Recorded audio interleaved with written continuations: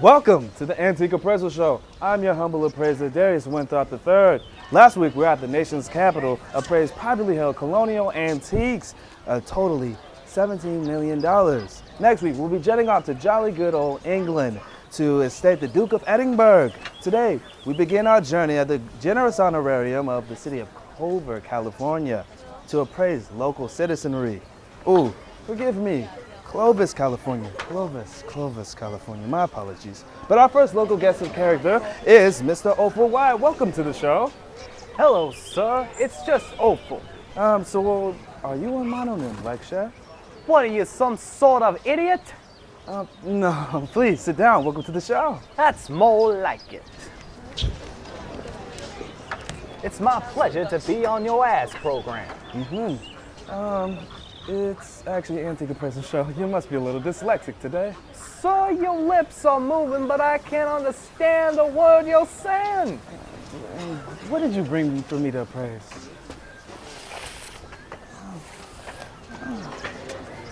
What is this? Don't you know? Then why am I on this ass show? It seems to be a dusty old box of exquisite jade egg. What do you know about it?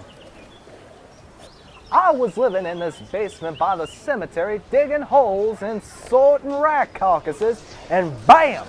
There they were, right in the cupboard. I didn't think much of it until I heard of your ass show. Like my mama used to say, "Hey Opal, what do you got, Manova brands?" This has to be the right markings. You see these hieroglyphics here? Estimate this egg may be traced back to the rule of Ramses in the second ancient Egypt, maybe 350 to 400 BCE. Oh, that piece of junk? I just use that to massage my bum. The real treasure is in the box. Better than the egg! Where is it? Is it under this other treasure? No, it is the ass. That's my mom. Why would you bring me a dead ashes of I don't think I agree with your tone, mister. The plan that was read to me in your ass program is tell you your parents and my mother's most valuable thing that I have. The ancient Egypt egg is overweight.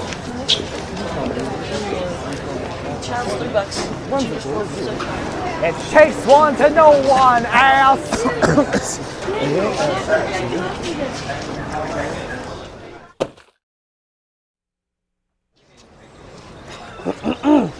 Thank you for joining the Antique Appraisal Show, Ms. Whitaker. What valuables do you have for me to appraise? Oh my goodness, are you all right, young man? Yeah, the last guess. I'll be fine. Please tell me, what are you here for today? Well, when the Chamber of Commerce asked me to be on your ass program, I was of course concerned. No, it's actually ass, not ass. But they told me you were a nice young man and just a little bit of a Tinkerbell, so I thought I would be safe. Your item, please. I was told to bring the most valuable thing I own. This is a rare family heirloom passed down from generation to generation. My mother told me that her mother had said that her grandmother, an influential lady in Clovis society, received this very handkerchief from a person of import many years ago. And who was that? I don't know. Then why do you think it is valuable? Well, that's your job, young man. After all, you are the ass program. Well, let me have a look at it.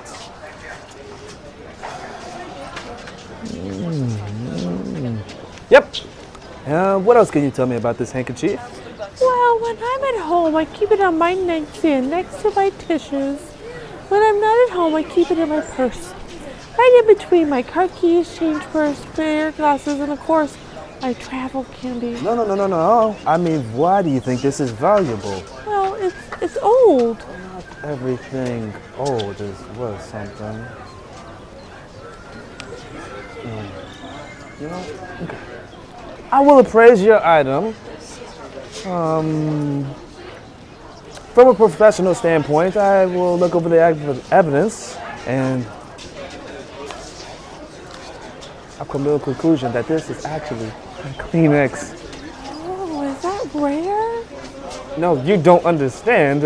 It isn't a handkerchief, it is a paper tissue.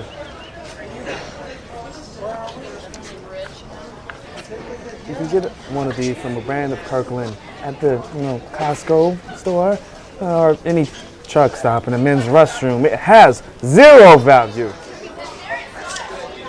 Can you look at it again, please? What is the point? I know it's a 200-year-old antique linen handkerchief. Why else would I keep it on my nightstand, under my table lamp, in between my glasses and my box of... My goodness, then what did I use to wipe the cat's spoil? Now, you might want to bury that, please.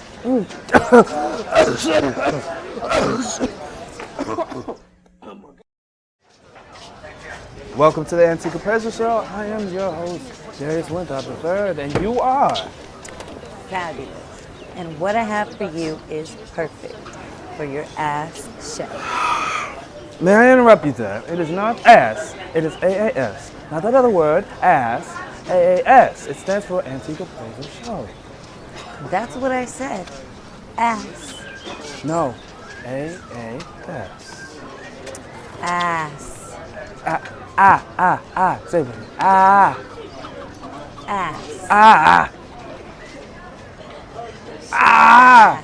No, What do you have in your face today? I have the pencil that Ernest Hemingway used to write farewell songs. Now we're talking. Perhaps this might be the most famous American novelist of all time. And I will refute the farewell arms of his magnum opus. Oh my goodness. He even mentions this very pencil in his memoir, A Movable Feast. Yes, and he still trapped while he was in Paris Cafe. Oh my goodness. May I see it, please? Yes, you be careful with it, won't you? Yeah, may I examine it? Be my guest. Whew. Yes, from the aroma, I can tell that this is a red silver pencil, and unsplit it, obviously sharpened with a penknife. Just like Exactly. He mentions this pencil multiple times. wait, what are these crush marks here? Hemingway's very own teeth marks. In fact, a well-known thing is that Hemingway was a biter, and he bit that very pencil when he got writer's block with Farewell to Arms. I believe it was during the chapter, in the hospital. If this is authentic, it would mean tremendous culture and monetary value. Do you have any documentation to prove that in fact it was Hemingway's pencil? Yes, actually, indeed I do. Okay, let me show you. Okay, this right here is a very certificate leading from authority in the field. Okay, so authenticity when we whip this out. Okay. Woo! March 1st, 2020, I certified that these teeth marks in this #2 red pencil belong to Mr. Hemingway, signed Alexis Dentist. Your dentist would not happen to be from Clovis, would he? Well, I'm not driving to Fresno for a root canal. Can we cut to commercial, please? Anybody, please. Good afternoon, and allow me to introduce myself. I am Darius III. You are? The story I have for you. Once you understand what I have here, your ass, Blown out of the water. Another one. See these skates? These skates. Marvelous. Just marvelous. Please, be my guest. It's actually Antique Appraisal show. Does anybody in Clovis read, actually?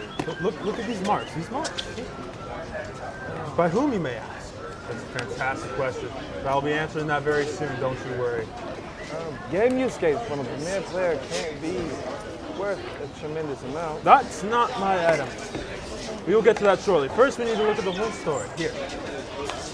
Let me be my guest. You have nothing valuable. Look at the stick. See the stick? See the scuff marks, the puck marks left behind because the player was very determined to score anyway. And I'm guessing it's not the stick either. Wait! Not yet. I am not trying to have you praise his game use stick or his game use skates. Because your stick and skates are worthless.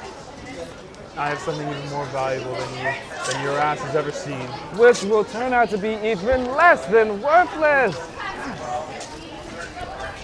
Behold. John Cherry's stitches. It's quite predictable, really. Because everybody from Clovis is such an idiot. Clovis?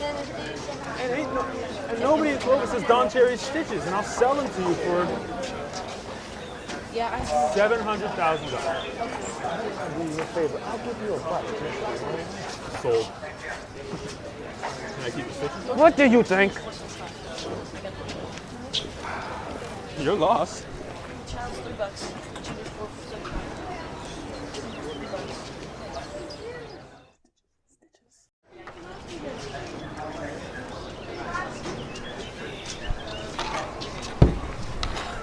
Who invited you to sit down?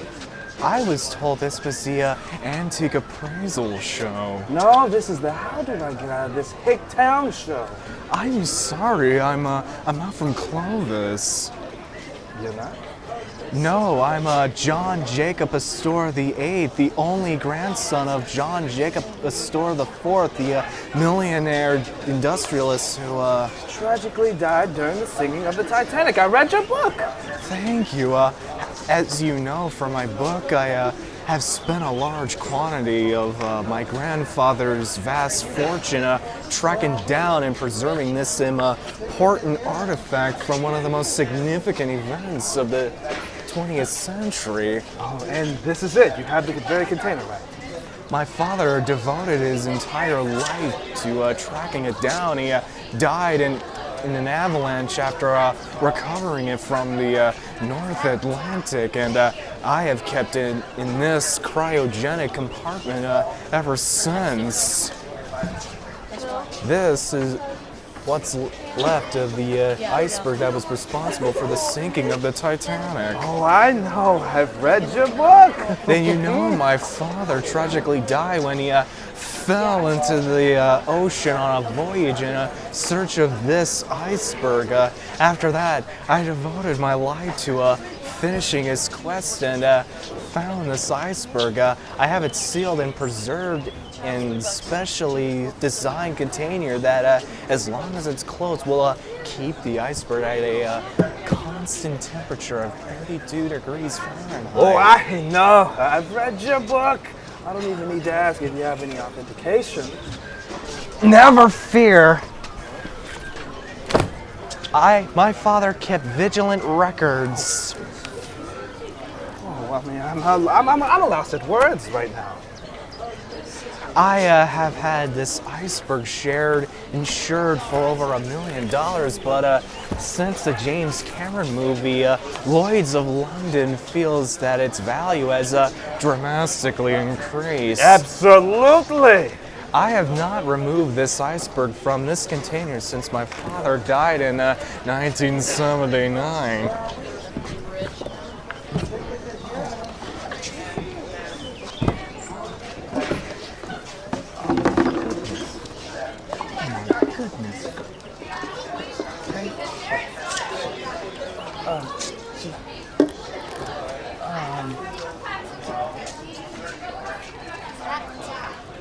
What else?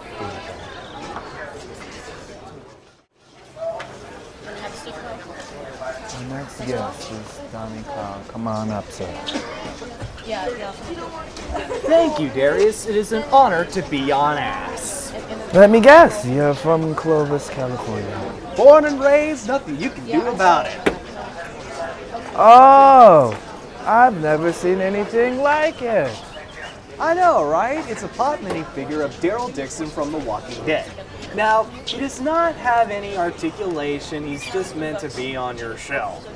To look cool, but it is a good collector's item. Now, this item, like I said, should be about $100. $100, huh? It seems like a more reasonable price for a pop minifigure. Now, I will take the check if you please. First of all, this isn't an antique. Can't you read? The first A in ass is antique. It's actually I know that! okay, I see. You won't appraise my item because I'm white and you're nothing? Oh, that's what I thought you were gonna say, huh? I think I'll take my pop minifigure now. That's right. Get your non-articulate figure. Get your ass off my show before I kick your ass. You know what? Somebody get me.